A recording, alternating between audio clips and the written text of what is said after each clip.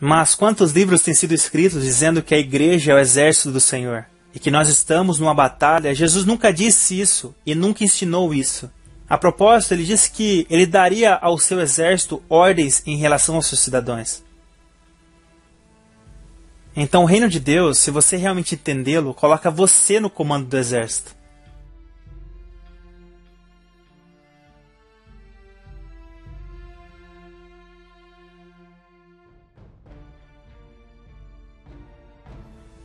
Quem o exército realmente combate a fim de proteger?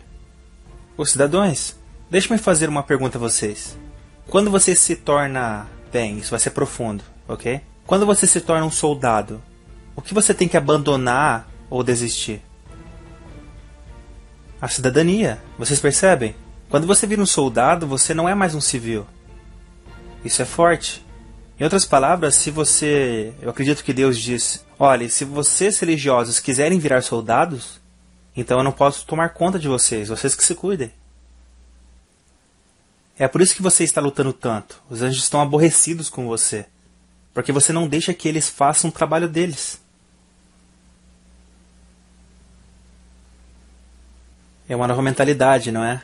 Daniel tinha um problema. O que você faz quando você tem um problema e você é um cidadão? Você pega o telefone e chama a polícia, ela é o exército. E quando você chama a polícia, quem está chamando? O cidadão. Eu adoro a forma como isso funciona. Você tem o poder para pegar o telefone. Se alguém está violando os seus direitos. E você pode chamar os militares. Os agentes da lei e da ordem. E eles têm que vir. Eles têm. Se você é um cidadão, você tem autoridade sobre toda a força policial. É meu direito. E quando eles vêm, eles colocam uma sirene no teto do carro. E param todo mundo para chegar. Vocês não sabem do que eu estou falando. Quando Daniel pegou aquele telefone e disse: Senhor, eu estou com problemas aqui embaixo na Pérsia. O anjo deixou o quartel-general. Quando ele desceu, a sirene estava ligada. E havia um engarrafamento de demônios. E o anjo: Miguel, eu estou com problema. E Miguel veio e abriu o caminho. Ei, alguém aí fale comigo.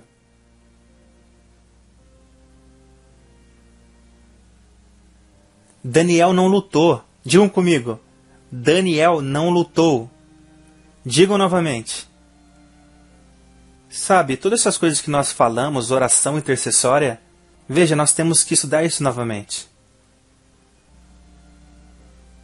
Intercessão significa simplesmente espere até a polícia chegar.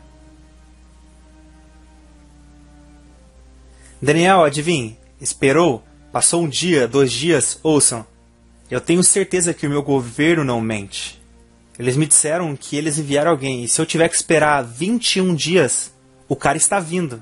E quando o anjo apareceu, o anjo disse: Daniel, eu vim, aqui está o porquê. Por causa das tuas palavras. Ele disse: no dia em que você orou e o seu clamor chegou aos céus, foi exatamente o dia em que o governo me enviou.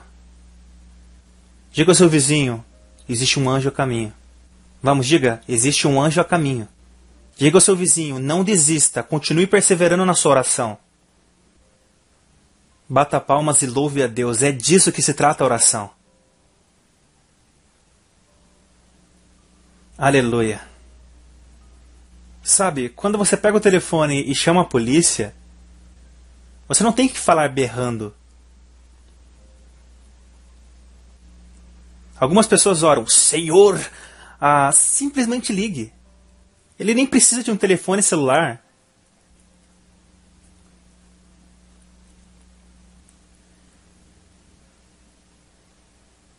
Veja, é por isso que eu vou escrever um livro totalmente novo sobre oração ano que vem. Porque a oração virou uma coisa totalmente religiosa no meio do povo. Vocês não conseguem lidar com isso. Diga para o seu vizinho: nessa noite eu estou relaxando. Deixe o exército resolver os problemas. Cara, deixe o exército resolver os problemas. Não tente resolver por você mesmo. Lance todas as suas ansiedades sobre ele. Deixe isso a encargo dos anjos. Quando você lê a Bíblia, todas as situações foram resolvidas por anjos. Como quando Josué olhou para Jericó. Eu tenho um problema. A primeira coisa que ele viu depois disso foi um homem, um anjo. Ele estava vestindo o quê? Um traje militar, roupas de guerra. E Josué diz, você está do lado deles ou do nosso? Olha a resposta dele. Eu sou o comandante.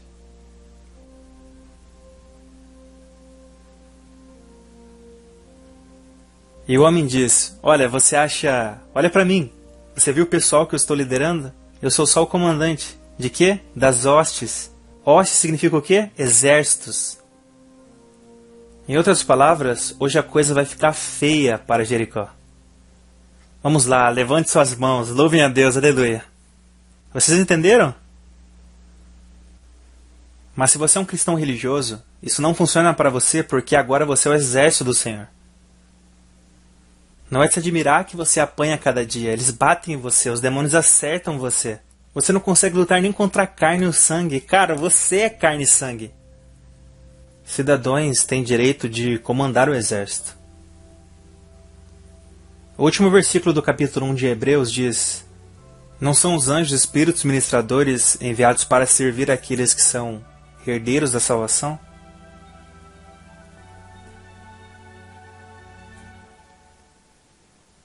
Eles estão aqui para nos servir. Bem, como você faz para que essa chave funcione com você? Eu apresentei as Escrituras porque eu queria mostrar a vocês que a mente de Cristo girava inteiramente em torno do reino. Ora, antes dele morrer, ele pregou o reino durante 3 anos e meio. E tudo que ele ensinou foi o reino. E depois ele foi ao inferno, tomou as chaves e ressuscitou. Isso ocorre depois da ressurreição. Em Atos 1,13 está escrito, depois de ter sofrido, isso é o Calvário, ele se apresentou vivo a esses homens com provas incontestáveis. Isso é o quê? A sua ressurreição. Ele apareceu a eles durante 40 dias. Isso foi depois de ele ter ressuscitado dentre os mortos. Ele esteve na terra durante 40 dias falando com aqueles homens. Leia a última declaração, o que ela diz. Ele falou com eles sobre o quê? Somente um assunto, o reino de Deus. Ele não falou sobre o Calvário, não falou sobre o sangue, nem mesmo sobre a ressurreição.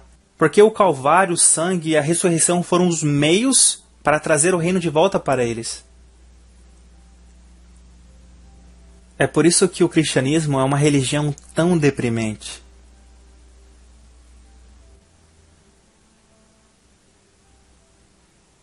Porque nós cantamos muito, mas nós não conseguimos pagar as nossas contas. Eu quero dizer, é frustrante cantar, eu sou vitorioso, e aí quando você vai para casa você não tem nada. Alguma coisa não está certa. Vamos lá, vamos parar de enganar a nós mesmos. Eu sou filho do rei, mas você não consegue pagar a sua hipoteca. Quer dizer, alguma coisa está errada entre essas duas declarações. Se o seu pai é um rei, você pode pelo menos pagar a sua casa.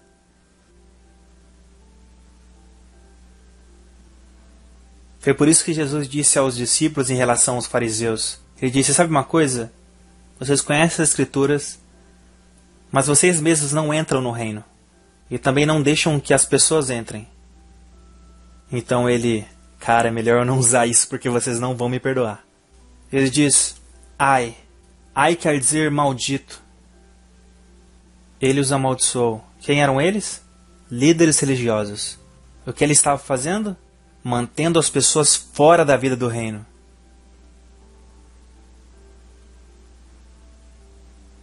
É duro, não é? Olha, o que estava na mente dele depois da ressurreição. O mesmo que estava na mente dele antes da ressurreição. Ele gastou 40 dias num seminário ensinando a eles a mesma coisa que ele ensinou a eles em 3 anos e meio. O reino. Atos capítulo 1, mesmo capítulo, poucos versículos abaixo. Então, os que estavam reunidos perguntavam, Senhor, será este o tempo em que restaures o reino a Israel? Ele disse, olha, vocês estão doidos. A resposta dele foi interessante.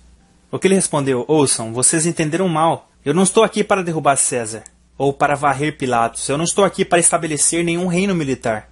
Eles ainda estavam pensando de uma forma messiânica judaica.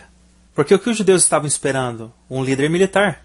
Cristo diz, não, vocês estão enganados. Ele diz, embora vocês tenham lido sobre o Messias em Isaías, vocês enganaram nos detalhes. Os detalhes dizem que ele seria um servo sofredor, que ele seria desfigurado e pendurado no madeiro e que ele não seria digno de ser contemplado.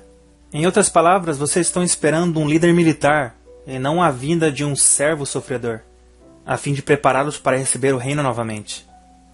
Ele disse a Pilatos: sabe, Pilatos, quando Cristo confrontou Roma foi quando ele esteve diante de Pilatos. Ele era o representante de César e ele disse a Jesus: você é um rei? E Jesus: sim, eu sou, tu disseste bem, tu disseste corretamente. Mas então Jesus disse: deixe-me explicar uma coisa a você. E essa foi a primeira vez que ele falou durante a sua aprovação, certo? E eu estimo muito aquelas palavras. Ele nunca falou com Herodes. Herodes era um idiota. O cara era paranoico, certo? Mas quando ele falou com Pilatos, com quem ele estava falando? Uma pessoa do reino. Então ele sabia que Pilatos entenderia aquele tipo de linguagem.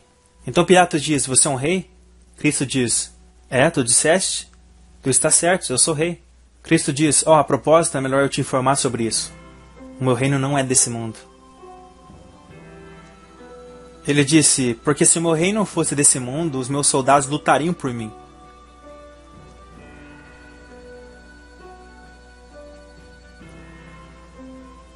Em outras palavras, se eu fosse guerrear, vocês seriam meus servos. Ele está dizendo a Pilatos: Pilatos, você é um militar sortudo, porque eu posso convocar 10 legiões de anjos bem aqui e agora, e varrer você daqui. Vocês se lembram quando ele foi preso no jardim? Ora, esse é um exemplo, é um bom exemplo.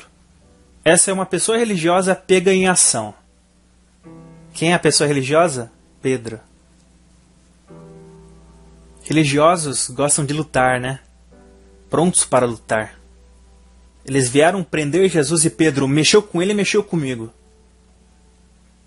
Diga ao seu vizinho: você nunca vai ter que defender o reino. Diga ao seu vizinho: Deus sabe que você não pode defender o teu próprio reino. Como é que você vai defender o reino de Deus quando você não consegue nem pagar o seu aluguel? Pedro puxou a espada para lutar por Jesus. Mentalidade religiosa. O que Cristo faz? Cristo diz: não, Pedro, guarde a espada. Eu não preciso que você lute por mim. Ele pegou a orelha do cara, colocou de volta no lugar e depois disse: olha, mesmo agora eu posso chamar 10 legiões de tropas. Uma legião são 6.000 soldados. 10 legiões são quantos? 60.000. Quantos removeram a pedra? 1. 60.000, meu amigo. Sabe, provavelmente você diria para Jesus: pode ir. Quem está levando Cristo para a cruz? Os mesmos militares. Os discípulos ficaram desapontados. Eles estavam pedindo por um reino militarizado. A resposta dele foi interessante. Ela está no versículo seguinte, versículo 8. Ele diz: mas vocês permaneçam em Jerusalém, porque onde está o reino dele? No Espírito Santo. Receberei o Espírito Santo e poder, e sereis o quê? Minhas testemunhas. Na vossa casa, Jerusalém, no vosso trabalho, Judéia, na vossa comunidade, Samaria, e no mundo inteiro, e na sua nação. Ele diz: vocês serão o quê? Testemunhas. E aqui está algo importante que eu disse nessa manhã. Nós não compreendemos o propósito para as testemunhas. Testemunhas não quer dizer que vocês pegam folhetos e vão saindo pelas ruas. Isso é uma ideia religiosa. É por isso que as pessoas não são salvas. Porque você sai por aí distribuindo folhetos e forçando as pessoas a vir para Jesus. Você é salvo? Você conhece Jesus? Você está morrendo? Você está indo... Para que você está fumando? É melhor parar de beber. Vocês entendem? E nós atacamos as pessoas. Isso não é testemunhar. Cristo disse: vós sereis testemunhas para mim, não para as pessoas. Vocês têm que ler o versículo com cuidado. Ora, como você testemunha para uma pessoa? Bem, é um termo jurídico legal. Em outras palavras, num tribunal, se eu digo que algo é verdade, e eu sou reclamante ou acusado, dependendo da situação. Se eu afirmo algo e digo ao juiz: eu vou trazer testemunhas para provar o que eu digo, então qualquer pessoa que eu trago para aquela corte como testemunha daquilo que eu disse, ela tem que trazer o quê?